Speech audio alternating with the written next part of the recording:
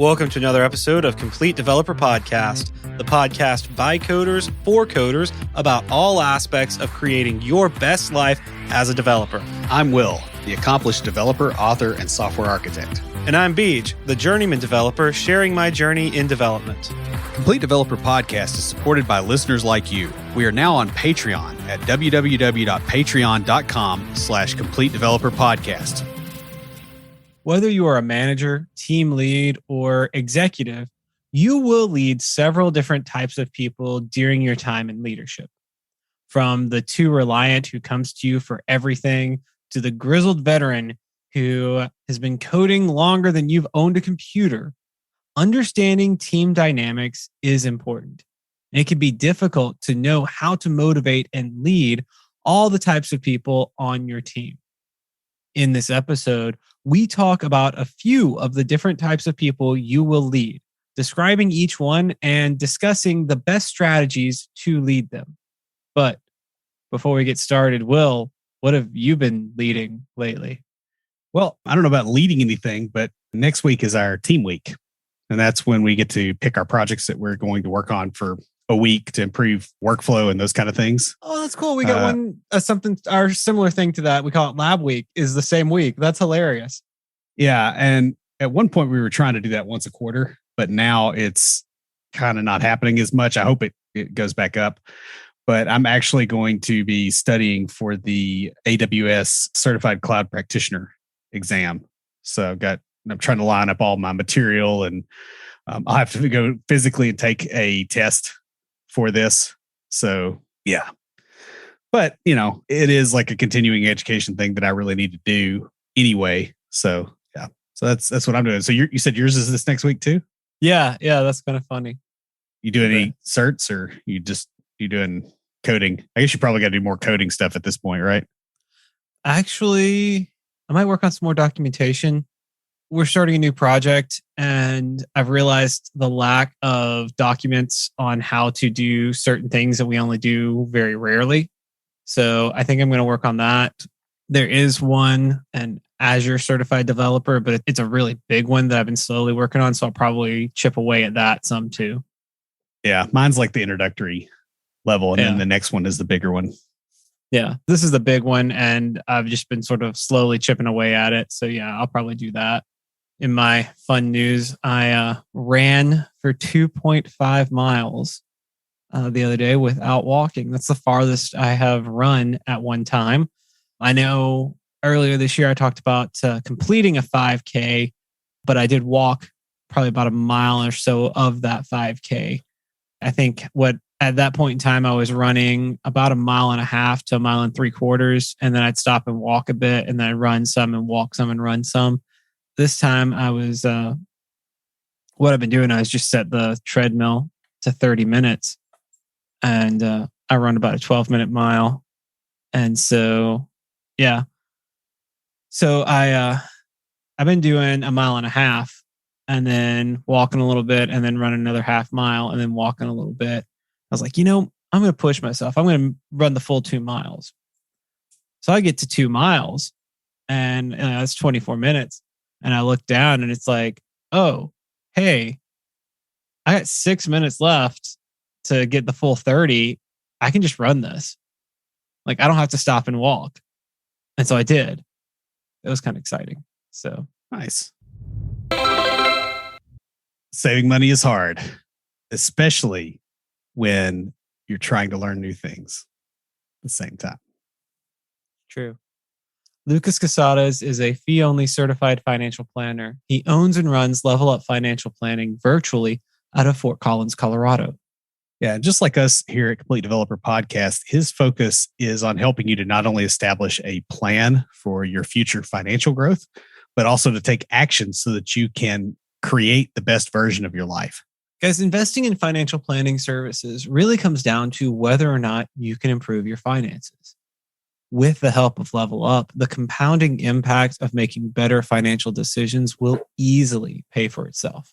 Level Up also has a unique pricing model that will help you no matter where you are in your financial journey. So it's not too early to start. Best of all, Lucas is a fiduciary for his clients. What that means is he's not here to sell you a product, but to help guide you to a better financial situation. Yeah, and you can check out his podcast, which is called Techie Personal Finance Bootcamp. And there he covers financial topics that you probably face. And he also interviews other IT professionals who share how they navigated their own careers. There's also more material if you want to do a bit more reading than listening over at levelupfinancialplanning.com. Leadership can be an exciting adventure where you meet a lot of different people along the way. Some will be easy to lead, whereas others, they're going to be a bit more difficult. If you've been promoted, you'll notice that your former coworker's behavior may be different toward leadership than it was toward you when you were a coworker. While it may be frustrating to have to relearn what triggers and motivates people, that's actually kind of normal. People act and respond differently around leaders. While all these different types of people are unique and different, and the people in these groups are also different, the people you lead can be distilled down into a few types. These types don't represent a particular person, but they're more like caricatures or extremes to help illustrate the concept. Once you can deal with the extreme, you can deal with the lesser version of the extreme. That's the idea here. There is no one size fits all for how to lead people. On the same vein, there isn't one way to lead people in each of these types. However, there are strategies that work best with each one. So in this episode, we're going to discuss the various types of people that you will see when you are leading, people that you will lead. For each one, we'll talk about the type, kind of what makes them that way, and then a few tips for leading them. In the aftercast, we're going to talk about leading through transitions or difficult times. So the first type to discuss is probably most of the industry. This is the 9-to-5 developer. Otherwise, they've been referred to as dark matter developers. These are the people that you don't really see a whole lot at conferences. A lot of technological stuff is not really geared towards them. Their big thing is they think about coding while they're at work, and they don't when they leave. Yeah. They really don't do any self-improvement so far as software development goes off the clock. That doesn't mean they don't do anything to improve themselves. It's just some of them don't. We know quite a few who don't do anything to improve themselves, but we also know quite a few who software development is a job. They come in, they do their job, and then they do other things to improve themselves at home. Yeah, and this is perfectly okay, right? Like, you don't live to work. Mm-hmm. I've got a coworker that you would classify in this group. And the thing about it is he goes home and he does like really neat woodworking stuff. Mm-hmm. Right. And the job finances that. And so when he's at work, he's very, very focused and he gets the stuff done. And, there's really no problem. It's how he gets his motivation. Yeah. I know several musicians I work with who do that. A good grief. Our executive director is a photographer where I work. And, he started off as a developer and worked his way up. But, photography was his hobby. We hit it off on that, obviously. Right. But so photography is his hobby. And he probably puts in, because he wanted to work his way up, he probably puts in a little bit more than a 9-to-5er. But, it's not his whole life. And that's fine. The thing about 9-to-5ers is they will work extra if they're paid overtime or it's part of a contract. When you hire them on, you say, hey, it's expected that you're on call once a week and you may work after hours that time. That as a normal part of their job, they will. But I got a Teams message, was it Monday night, from our architect at like 7:30 or 8 o'clock at night. Hey, I got this thing fixed. Yeah. Like, it popped up on my phone because I have notifications come to my phone in case there's an emergency. But I was like, but he is not the 9-to-5er. He loves what he does. I enjoy it too. And if I had been at home, I would have probably hopped on and saw what he did, but I was not. I was having dinner with friends. So I looked the next morning. Yeah. The big takeaway with these people is they'll do the stuff to get the job done. But motivation is a bit more difficult, primarily because you don't control it. Yeah. Yeah. Right. Because unless you're way up in management, you can't just throw more money at them. Mm-hmm. And they're not likely to attend after hours functions. They definitely don't go to conferences unless it's something that everyone goes to. Yeah. And work pays for it. Yeah. And it's part of your day job. Mm-hmm. Yeah. They are so much easier to work with than most other types, though, because they, like it's completely around doing their job and going home. Don't want to like try and force them into the company culture. I've seen this not just in software development, but in other like volunteer teams that I'm on or have led, where you'll have one or two people who they're there, they know their stuff. They come in, they do what they volunteered to do, but they're not really going to go to like the team hangouts and stuff like that, or the team building exercises unless they're told they have to. Right. I don't know that that's necessarily a problem. Honestly, I feel like this is probably the healthiest group in the sense that they have boundaries and they're like, look, if you're going to chew up more of my life, you pay me for it. Or it happens on the clock. Yeah, that's the thing. That's why I put this group first, because they're definitely the easiest to lead. Like we said, motivation can be a little bit tricky. What you have to do most of the time is make any type of training or conferences during work hours. Yeah, I would almost argue that that's what should happen anyway. These people are the workers that are built for the way that work is supposed to be. Mm-hmm. And the rest of them, and by the way, I'm not in this category, but like the rest of us are the dysfunctional ones to some degree. Will is not in this category. I am somewhat in this category. I learned when I first started working from home that I had to set boundaries. And I have had people who used to be in my life who would make fun of me for like, as soon as 4:30 hit, I was done working. I shut my laptop down and I stopped. And I'm like, I have to, because before I started doing that, I would be up till 1 a.m. working on stuff and then get up early the next morning to go into the office. Yeah. And then you burn out. Yeah. Or get up early the next morning to come in and sit at my desk. But still, like I would overwork myself. And so it is good to have those boundaries. And we've had some episodes on boundaries that we probably can have some more episodes on boundaries. Yeah. I mean, the whole remote work thing has definitely changed a lot of people's work style in a big way. So the next one is the overly enthusiastic. Yeah. And these people are not necessarily juniors or new developers. Like there's people that are seniors that have been coding 20 years that are like this. And they're great to work with, but they will overwork themselves to the point of burnout because they enjoy the work and then they explode. Not naming any names, but I think both of us fall into this category sometimes. Yeah. I've gotten better about it as I've gotten older because I've realized where the end point is. Yeah. I went through the cycle one time of pushing myself to burnout, and I'm like, yeah, no.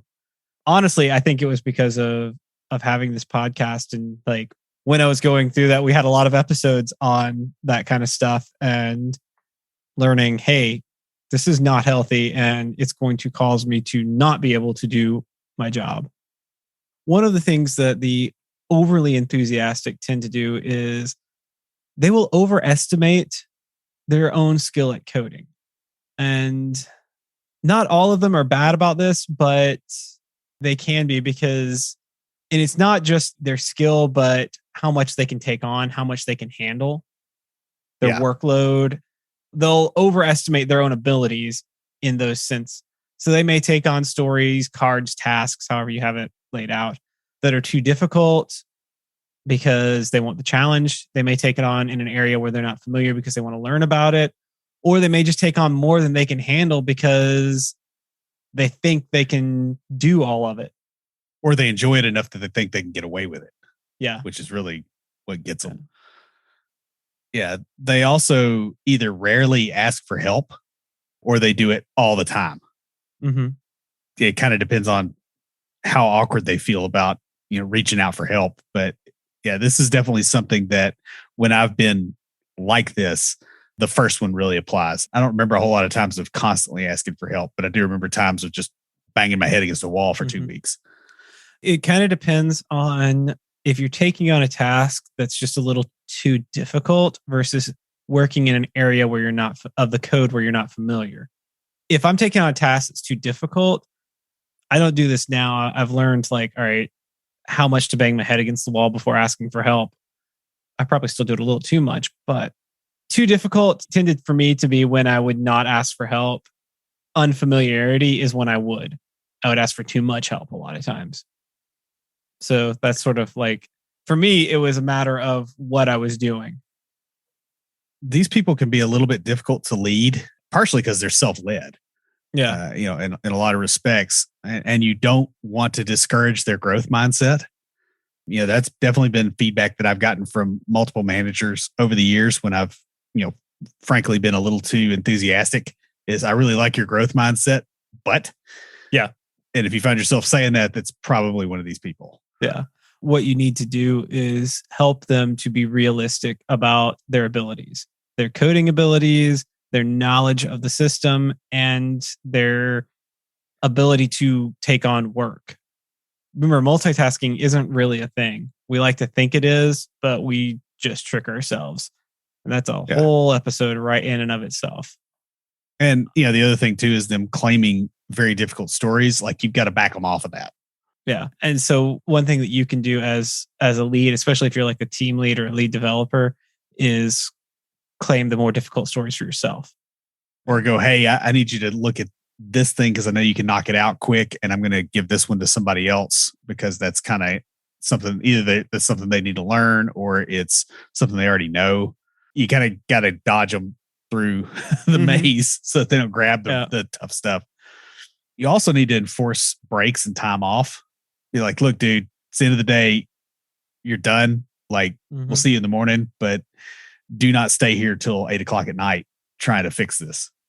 And you're going to have to push back hard on some of these people.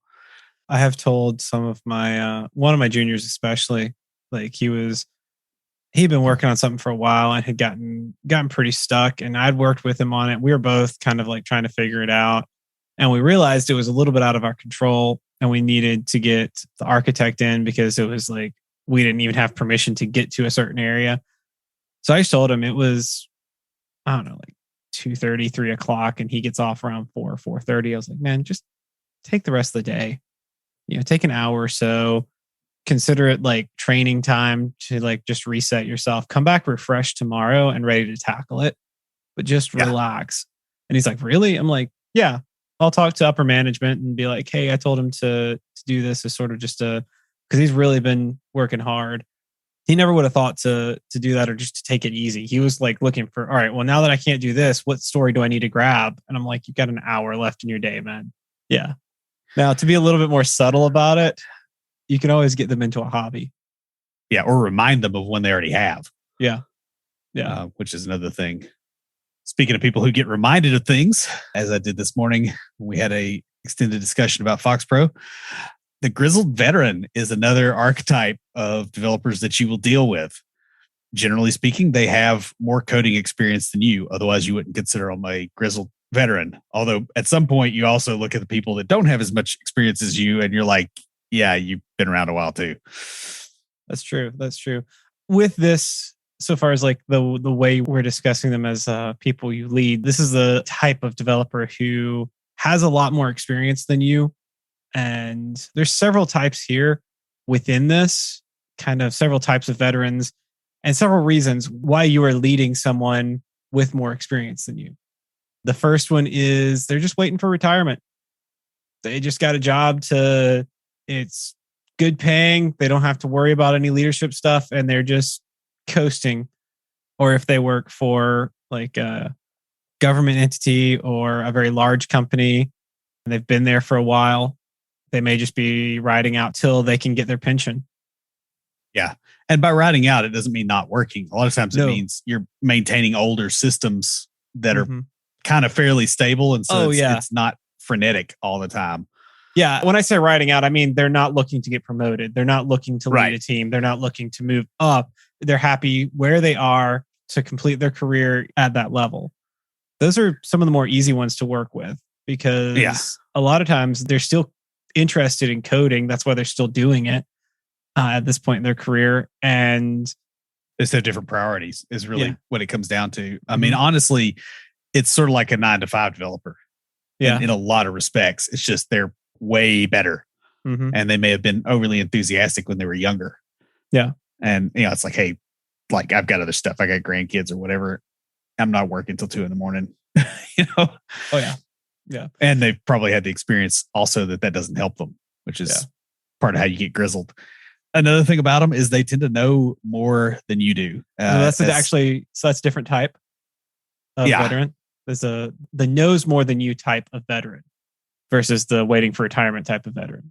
Okay. Can you clarify? So with this type, this is the one who their key characteristic is they know it all. They've got the experience and they know more than you, and they're going to let you know that they know more than you, to the point that it might be distracting in teams and it can be like source of friction. Yeah. Yeah. You just throw the hardest stories at those people till they crack.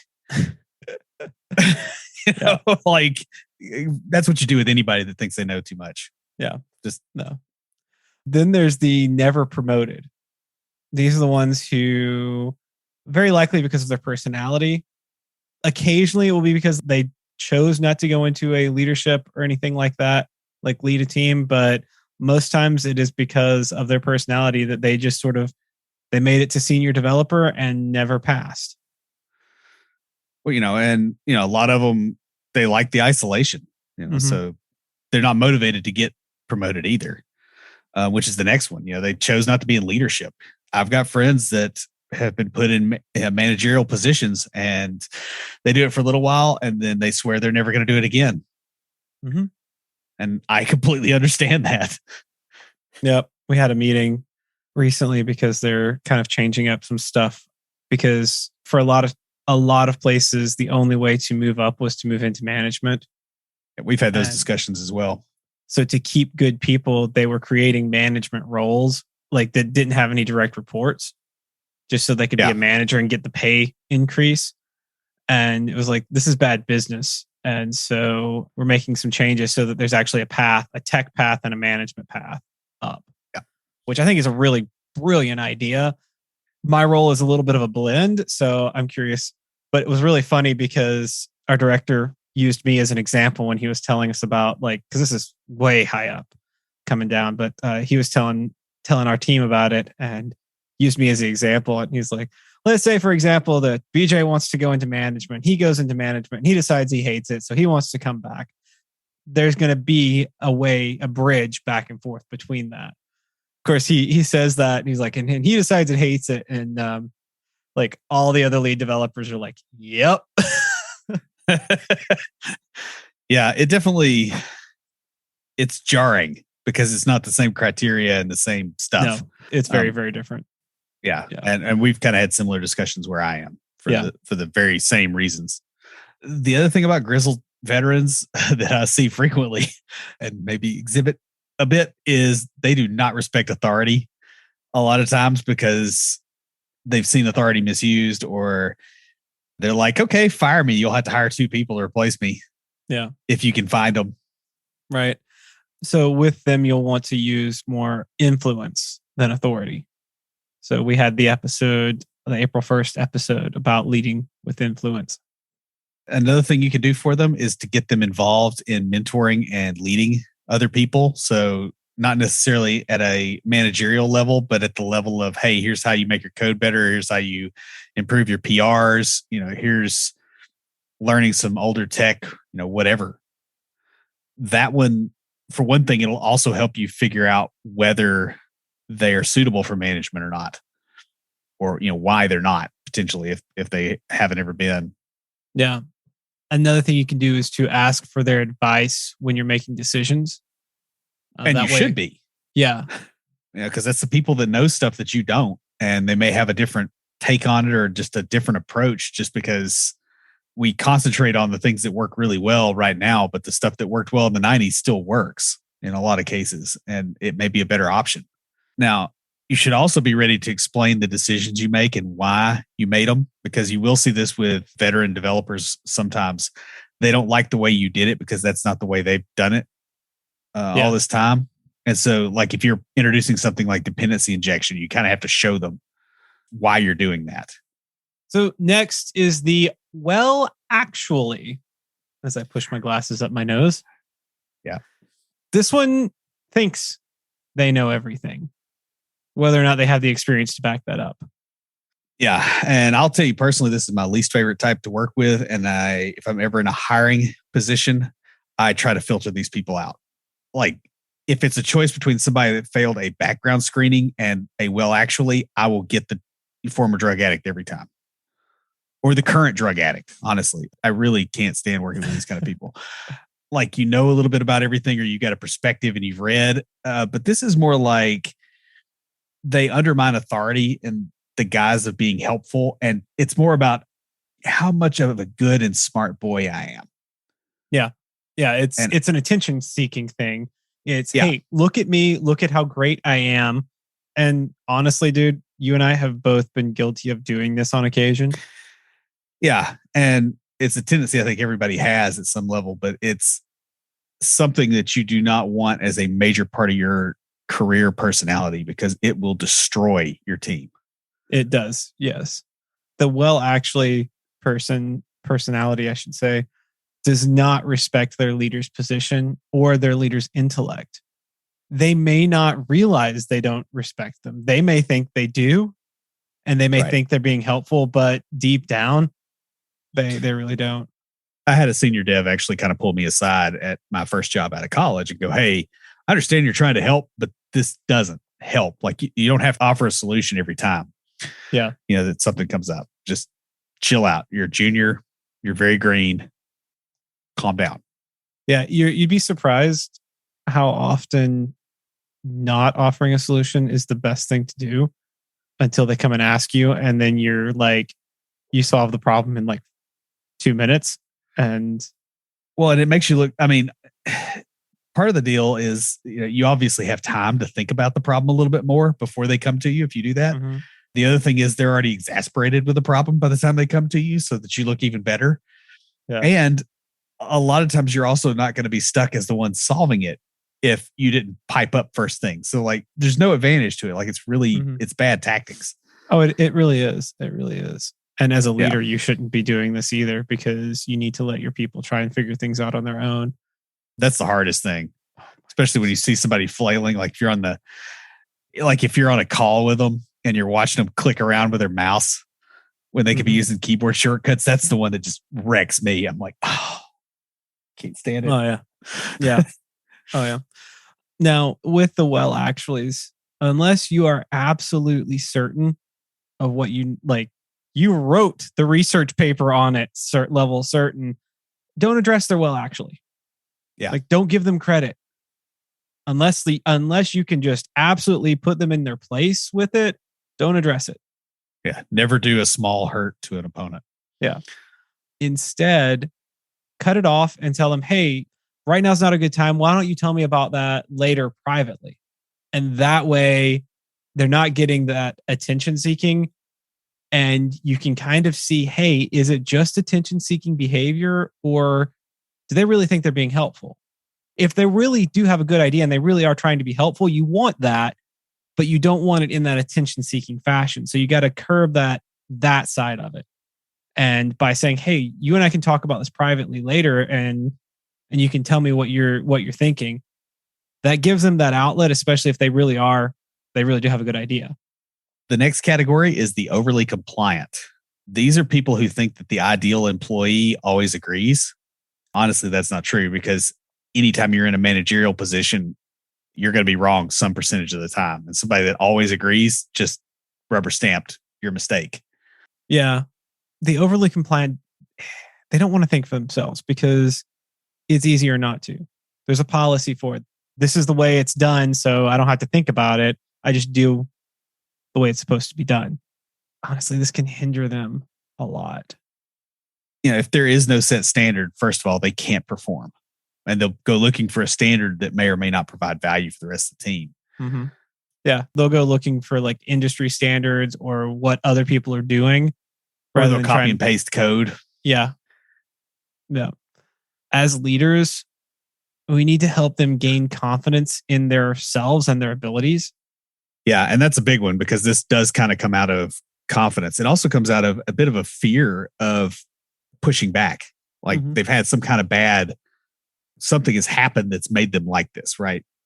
You're not born as an apex predator and suddenly not able to push back on things. Like something happened to you. And it may not be something you remember. It may be a whole bunch of events, but like there's something off and you need to kind of work with them on that. And part of this, to help them with this, you make them part of decision making where they have to make choices.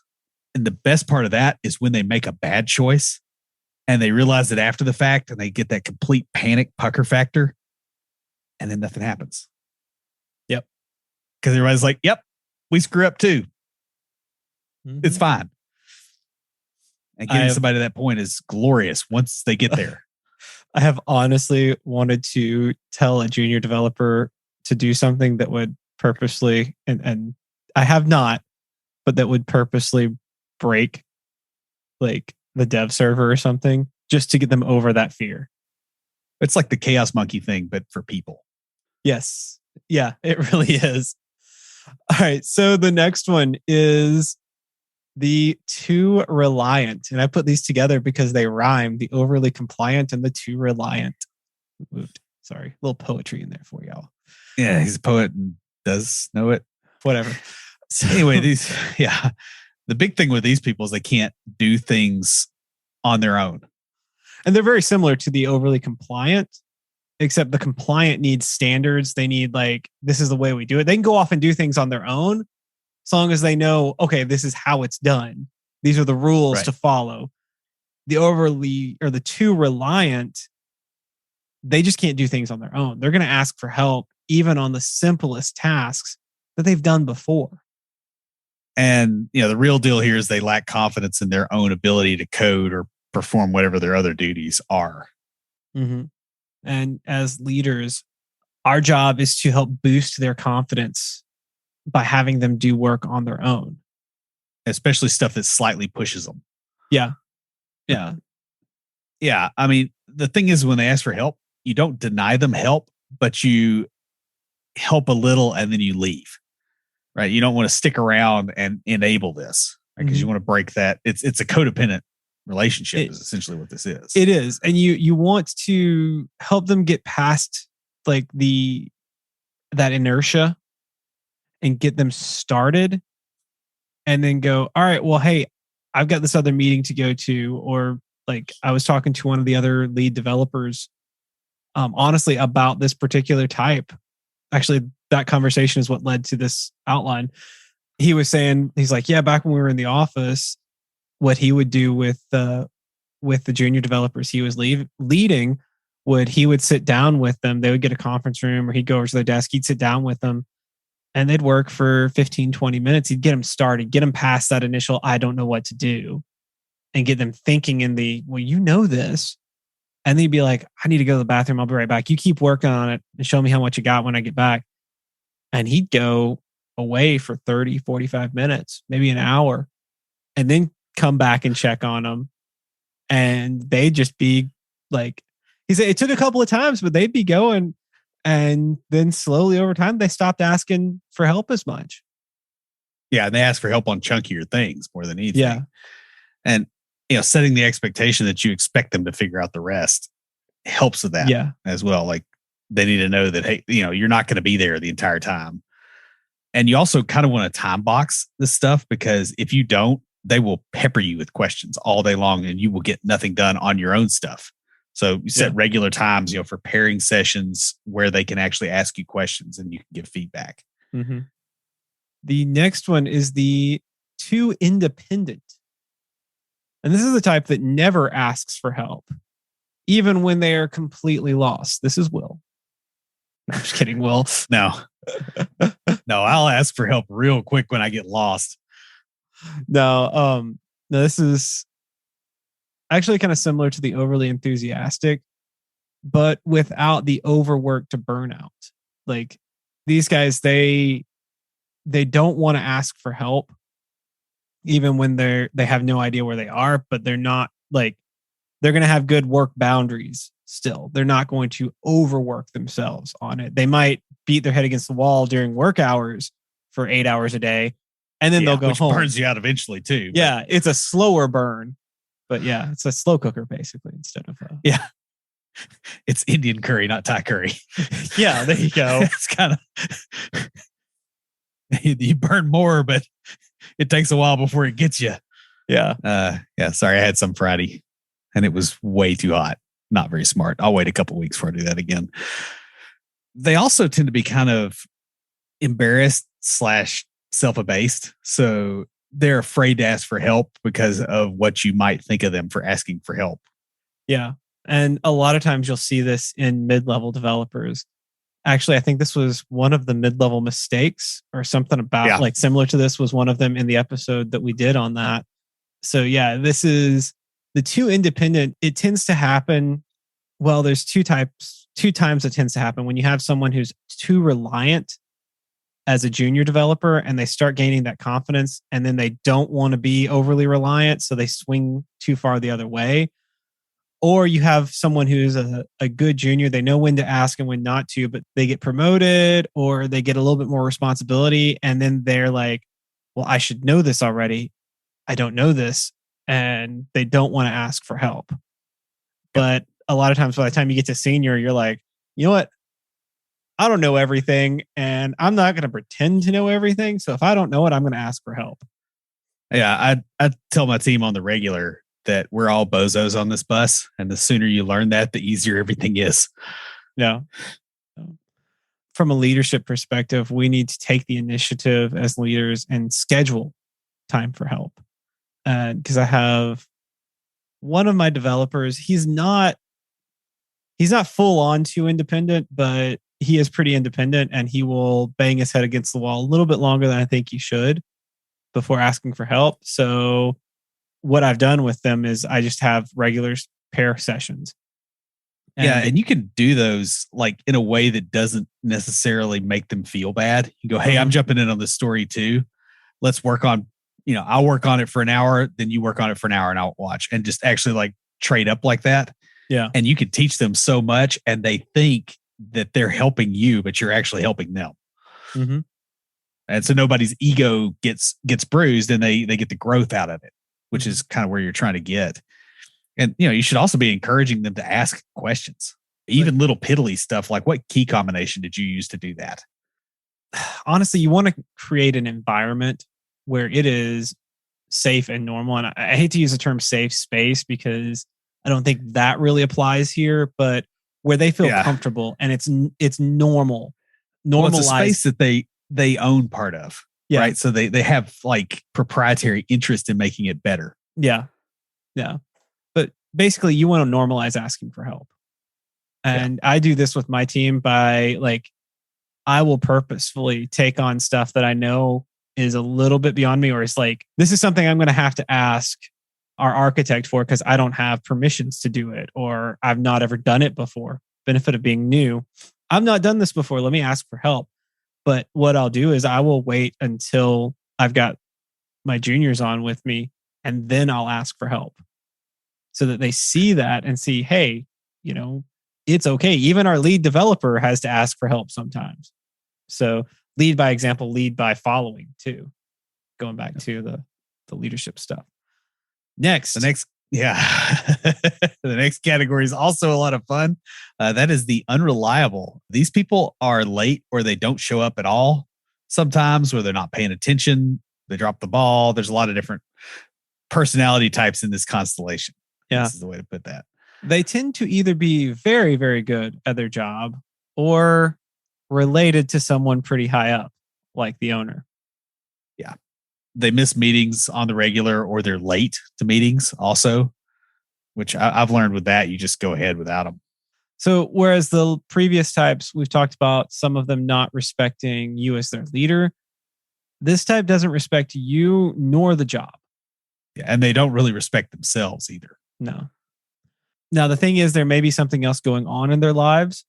So be considerate of that.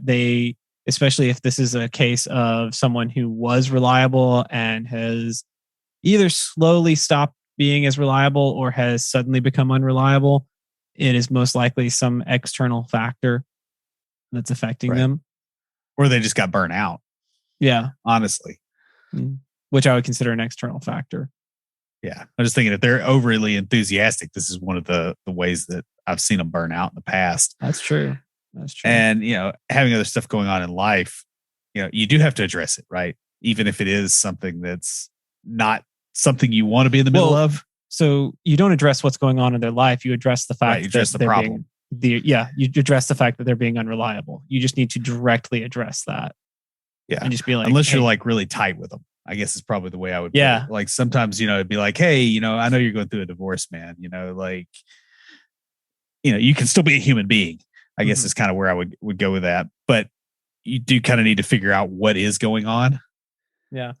A good way to do this is by asking questions rather than making assumptions or telling them. Just ask questions. Ask about what's going on in their life. Start off kind of very general and then narrow it down to asking, hey, so why have you been late to meetings lately? Why have you not shown up to certain meetings? What's going on? Like kind of start off very general, what's going on in your life, and then come down to that. Yeah. And that's also helpful too, because sometimes you're going to find out that, they didn't come to that meeting because you're a goober and you forgot to add them to the meeting invite. So like you don't want to assume they're in the wrong when we're all bozos on this bus. Or it could be a Teams issue. I've had some of those. Yeah. And they weren't literally weren't able to say they couldn't get to the meeting because that's the only way you guys communicate is through Teams and Microsoft Office. And so, I actually had that happen the other day where one of my junior developers sent us a message, hey, our QA is out sick. She texted me because she's having issues with Microsoft Teams. So, or I had one of my videographers at church no show for an event. And when I messaged her to address it, and this is the thing, I just addressed it directly. I was like, hey, you had committed to being here. I understand if things come up, but if you let me know, I can find someone to cover for you. And she was like, I am so sorry. Apparently the way the app connects to her calendar, there was an issue and she didn't even know. She's like, I looked at my calendar. I didn't have anything on it. So I went out of town to visit my family. I am so sorry. And I was like, I'm not mad. Thanks for telling me. But that's not her fault. And she admitted it. She's like, that's my fault. She's like, I'm sorry. This is what happened. So, but sometimes it is that. Yeah. And sometimes you just need to consider more flexible hours. I mean, you will have the occasional coworker who just is a complete night owl. Mm-hmm. And, a lot of these people are really diligent and they're like, I have to be in by 7:30 in the morning. And you got some 8:00 meeting.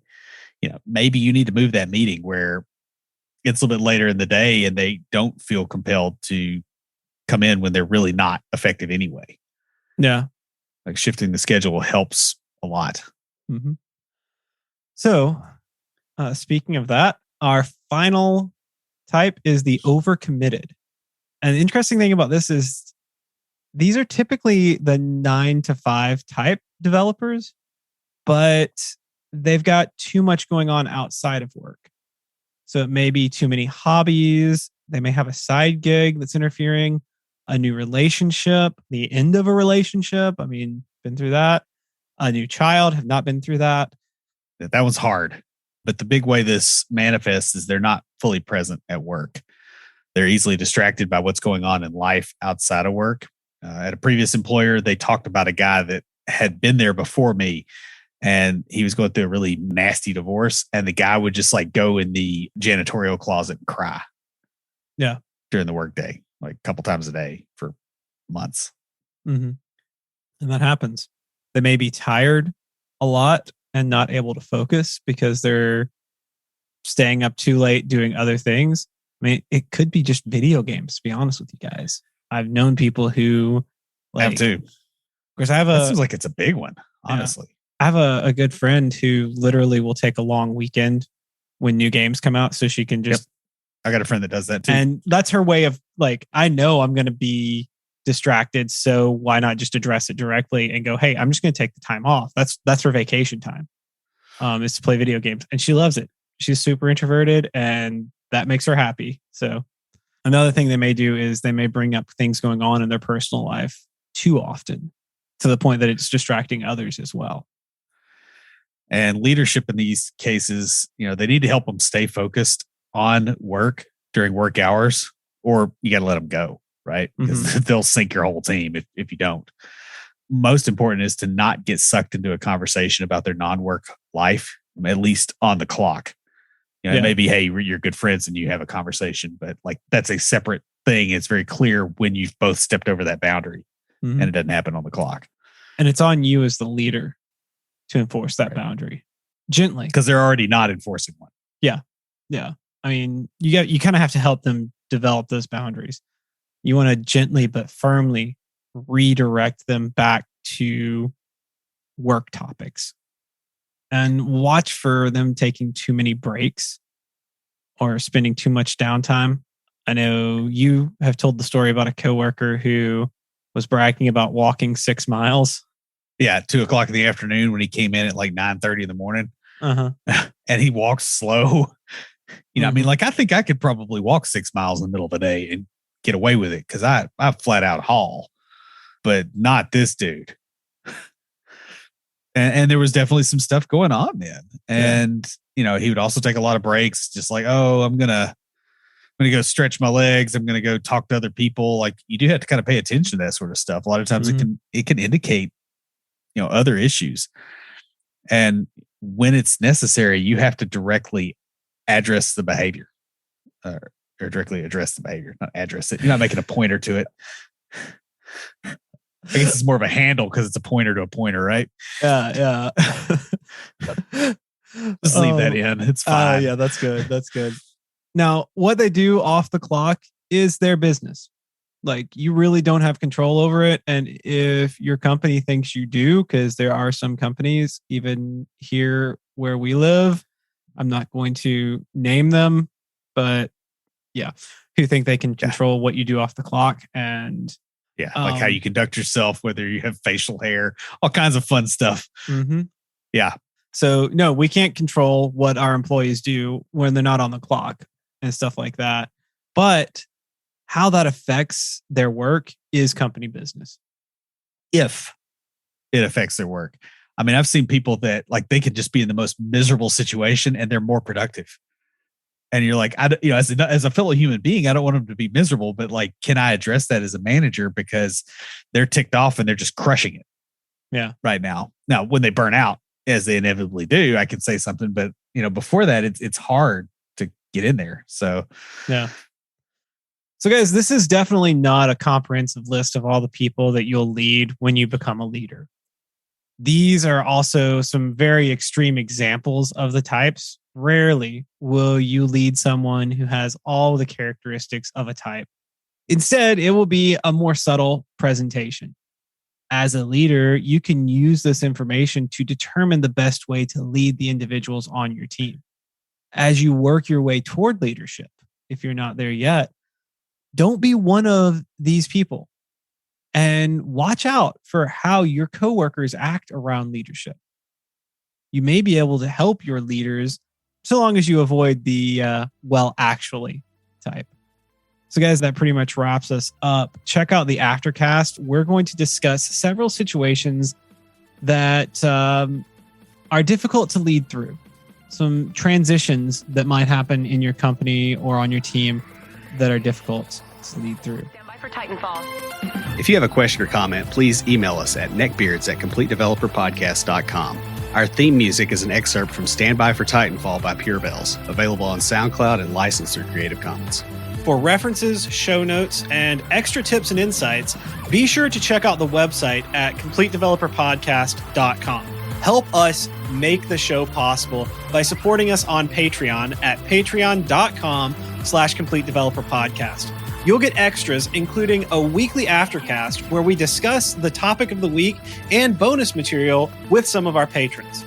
You can also follow us on Twitter at CompleteDevPod like our page on Facebook, and follow us on Instagram to keep up with news about the show. Join the conversation anytime via Slack by signing up at slack.completedevelopernetwork.com. Thanks for listening. See you next time.